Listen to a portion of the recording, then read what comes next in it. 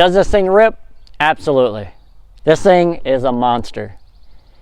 But it comes at a cost, just like everything that we fund in our business. So you have insurance, you have maintenance, you have upkeep, but for what? What did I trade to get this car? How much money could I have put into something else that would better my business?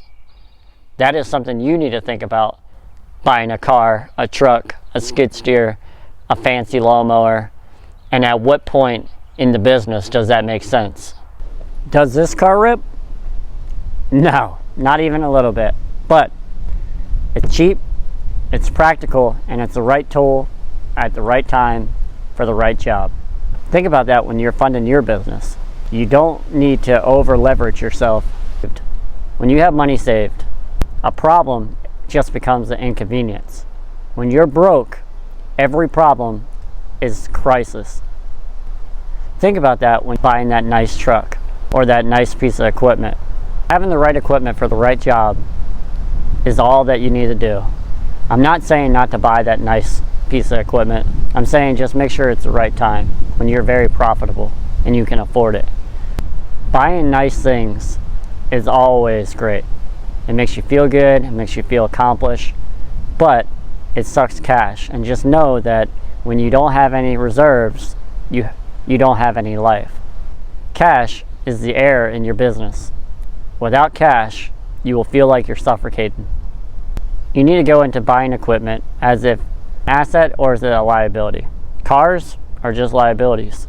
Sure, some of them do increase in value, but overall, it takes money from you every single day in the form of car payments, gas, insurance, maintenance, etc.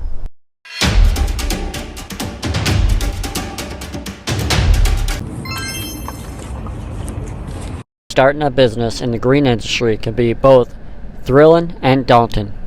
Whether you're a young adult with minimal responsibilities or an established employee taking a leap of faith, the path to entrepreneurship is paved with unique challenges and opportunities.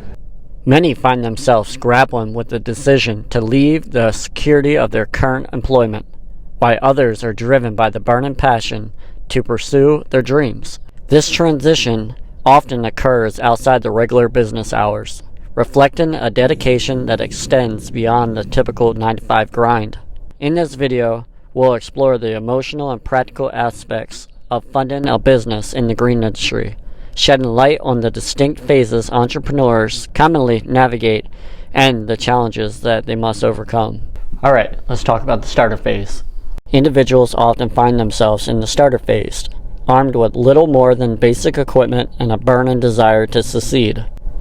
This stage is characterized by scrappy resourcefulness as entrepreneurs scrape by with the bare minimums to get the job done. Despite the challenges, this phase can be surprisingly profitable at the expense of blood, sweat, and tears. Efficiency may be lacking initially, but as profits accumulate, entrepreneurs can reinvest into better equipment to streamline operations and reduce labor intensity, especially when it's the ability to hire help arises. Let's go on to the expansion phase. Transitioning into the expansion phase presents its own set of challenges as entrepreneurs grapple with escalating overhead costs and operational complexities. The need for additional vehicles, equipment, and dedicated workspaces become increasingly apparent, necessitate strategic allocations of resources. This phase is marked by a delicate balance between growth and sustainability, as entrepreneurs strive to scale their operations while maintaining profitability. External funding sources such as loans or investments may become more viable options during this stage, fueling expansion efforts and infrastructure development.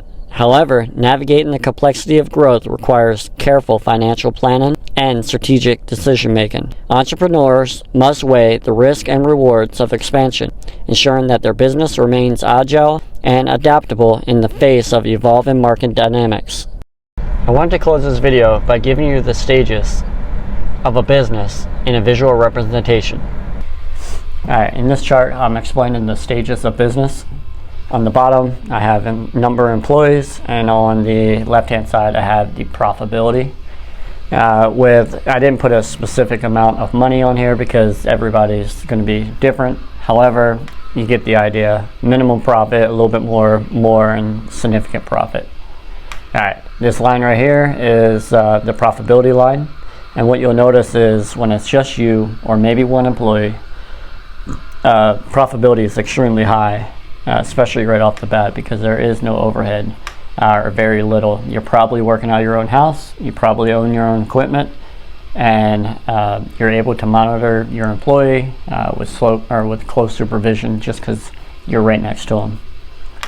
All right, as you get that second employee or the third employee, depending if you're still in the field or not, will depend on whether or not you need a new set of wheels or a new truck. So automatically, when you have to buy another truck, that growth sucks cash, and you'll notice a huge dip in it eats into your profitability. So your margins become a lot less, even though you might see higher revenues.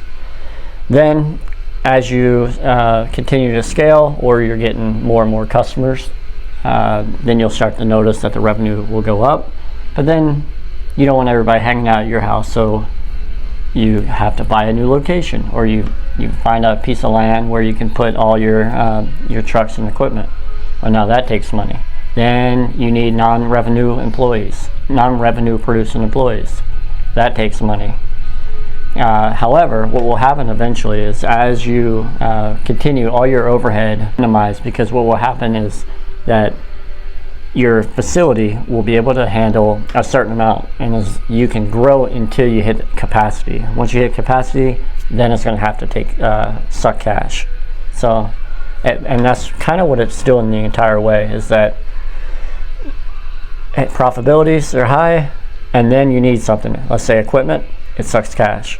Then your employees are able to produce more revenue, and it sucks cash. And then your location serves you well, and you can put everything inside, and then you're producing more revenue, and then now you need an admin person, and it just keeps going. But eventually you'll get to a point where economy of scales in all aspects. So your admin person is able to, whether you have one employee or 10 employees, that one person may be able to do all of it. Same thing, that one facility may be able to host all your equipment.